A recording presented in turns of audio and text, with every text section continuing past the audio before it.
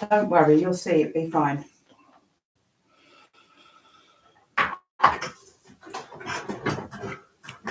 Hello, ladies and gents. We're on the module A225 Block 3, Decline and Renewal, 1880 to 1914, edited by Robin Mackie. Page 334. Unit 22. Looking backwards, looking forwards, the end of the long 19th century. Page 4. I'm Justin Johnson. I'm an academic integrity of arts and humanities. On the influence youth today, young teenagers, mature teenagers, young adults, mature adults, OAPs, you want to better your diversity. You need to make sacrifices and have in your surroundings those that bring wise company. Anyway, the editors are concerned that there is no professional journal for English and English-speaking historians. This leads them to argue for an academic journal for English historical profession, with articles that will be of value for other professional historians.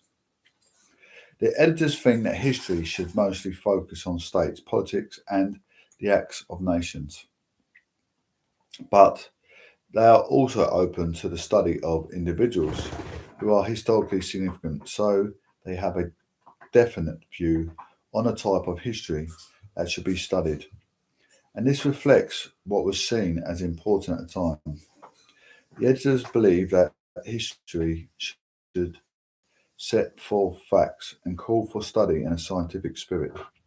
The founders and editors of this academic journal wanted to show the importance of systematic research to the practice of history and to showcase history as a scientific endeavour, a modern discipline.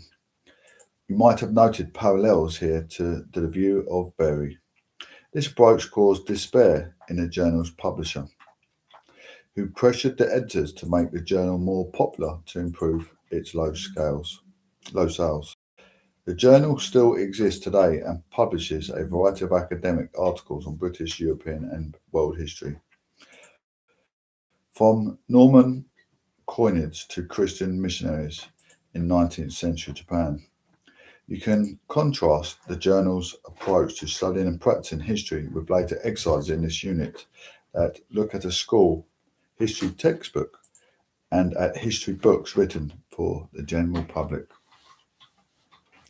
History became a very popular subject to study at university, an example of the growth in historical consciousness in reaction to contemporary change. By 1914, it was the most popular degree at Oxford and Cambridge. Nevertheless, academic history was still small scale.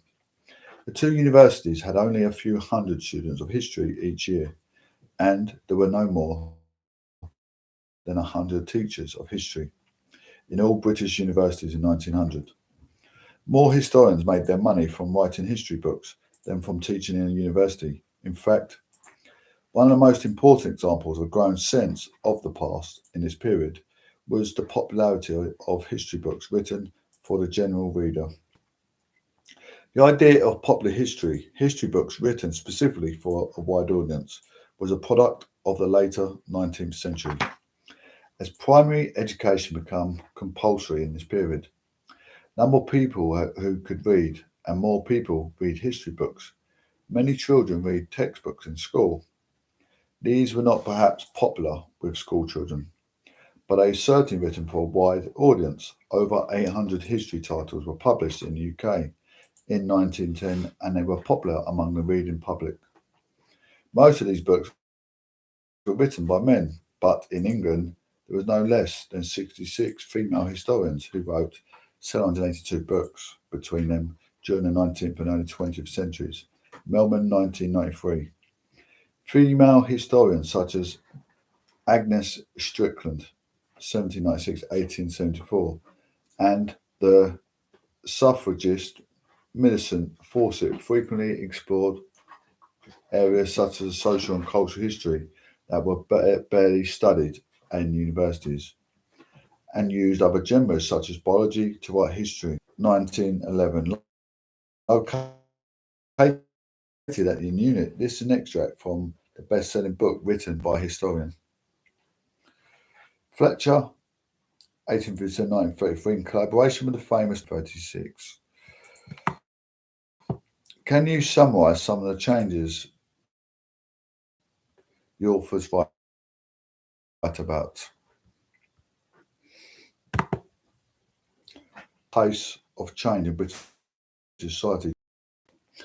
The authors use several examples as letters to the telegraph and medical advances have led to lives being saved through the use of chloroform and other innovations. All these add up to a bewildering number and variety of changes in a short space of time. The authors definitely think the pace of change is rapid and far-reaching. They see these changes as being a good thing, making people happier than their ancestors. Textbooks were published for teachers to use in lessons. Fletcher and Kipling's A School History of England become a standard textbook in many schools, and were for some children the only encounter they had with history. Other best-selling history books for children included H. E. Marshall's For Island Story 1905 and Our Empire Story 1908. The mass education of the late 19th century exposed more children than ever to the past. And textbooks such as Fletcher and Kipling's made it clear to school children that they were living in a time of unprecedented and rapid change.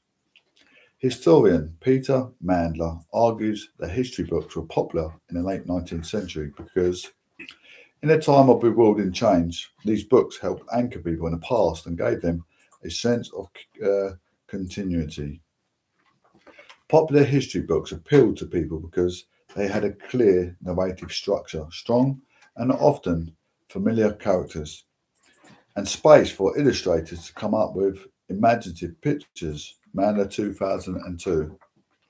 We'll examine the agenda of some of these books in more detail. Popular history books reached a wide audience and often presented history as a story of progress. A type of history which you may recall from Unit Bliss was it in that dawn to be alive. Unit 1 in Block 1 is often known as Whig history.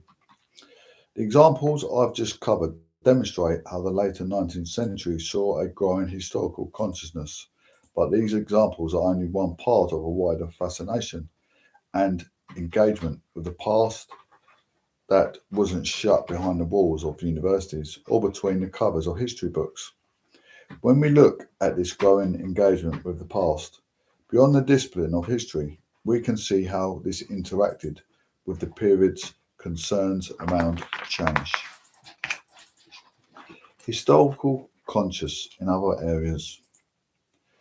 In this period, across multiple fields of endeavour, specialists began to apply new scientific methods and new practices to the study and conversation of the past, both recent and prehistoric. This created new knowledge about the past and unsettled received ideas. Let's look at 5 examples of this development. Conservation, classic archaeology, paleontology, and geology. One response to economic development and urbanisation was a proliferation of conversation societies. Mandler 2002. For instance, in 1877, the socialist and painter William Morris, 1834 to 1896, founded the Society for Protection of Ancient Buildings. And you may recall from Unit 16 that stone of the objectors to the Felmere Water Scheme went on in 1895 to help found the National Trust. Its full name was the National Trust for Places of Historical Interest and Natural Beauty, to buy up scenic landscapes and old buildings under threat from developers. The Trust began to buy stately homes only after 1918. The growth of leisure time and enthusiasm for visiting places meant more people visited historic buildings, such as the Tower of London. Guidebooks written for these new tourists also contain information on old buildings, even in a place such as Blackpool that was a modern seaside resort. Preserving the country's built heritage was one way people anchored themselves to the past in the turbulent present. If these activities look back to the past, they also look towards the future by safeguarding buildings for future generations. Classics, the study of ancient Greece and Rome, had been a subject of interest since the Renaissance, but in the late 19th century, the classical world was examined from a new perspective. It was seen as a practical way to understand the contemporary imperial world. Late Victorian concerns about the British Empire discussed in the unit Britain, Empire and Imperialism, 1880 to 1914, often drew the Roman example of decline and fall, which framed discussions about how to prevent a similar fate befalling the British Empire. Several new disciplines emerged that challenged received wisdom regarding the origins of the earth and its life forms. James Secord has argued that these ideas had huge popular appeal. This was the first time that popular science emerged, that is, scientific knowledge that was communicated to a wider public and not just an elite, Secord 2003. Archaeology developed as a distinct discipline in this period and was both exciting and alarming. This was because it had potential to radically alter people's understanding of a past based on biblical events, such as the creation of the earth and the story of Noah's Ark and the flood. Many archaeological digs took place in the Middle East in the hope of increasing knowledge about events from the Bible. As people dug into the landscape, they found the remains of plants and animals, fossils, which suggested that they had histories and stretched back far longer than human history. Of these remains, it was dinosaurs, a term coined in 1841. To caught the public imagination, there were a number of life reconstructions of them installed in the grounds of Crystal Palace, built for the Great Exhibition of 1851. Going even further back in time, the discipline of geology, the study of the Earth's physical structure, showed that the Earth has been around for millions of years. This was controversial, and it received wisdom from contradicting the story of creation in the Bible. But in 1914, many people had accepted that the Earth had a history that predated humanity. This is yet another profound change in people's understanding.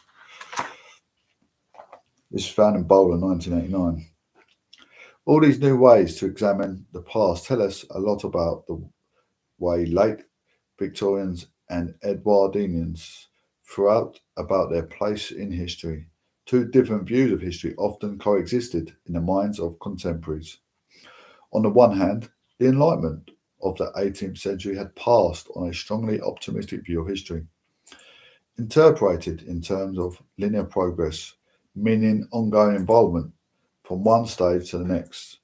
In this interpretation, gain a better understanding of the past through the development of new disciplines and a great attention to conservation.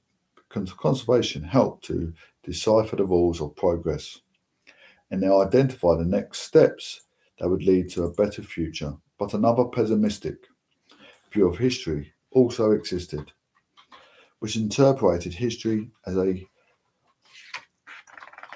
cyclical pattern of progress, decline and fall. This view could have traditional religious undertones referring to the original fall of humanity, followed by the rise of Christ and eventual doomsday. But since the 18th century, it had also often been linked to the collapse of the Roman Empire.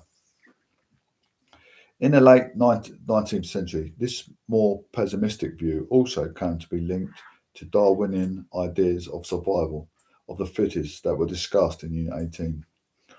Although Darwin's ideas did not suggest cycles of progress, they were relevant in explaining such historical discoveries as the extinction of the dinosaurs and, as you have seen in Unit 20, social Darwinist ideas were used to great effect by politicians such as Joseph Chamberlain and Lord Salisbury to explore the fate of nations, both the optimistic interpretation of historical change in terms of progress and, to a lesser extent, the more pessimistic accounts of decline and fall played an important role in how national histories were conceived.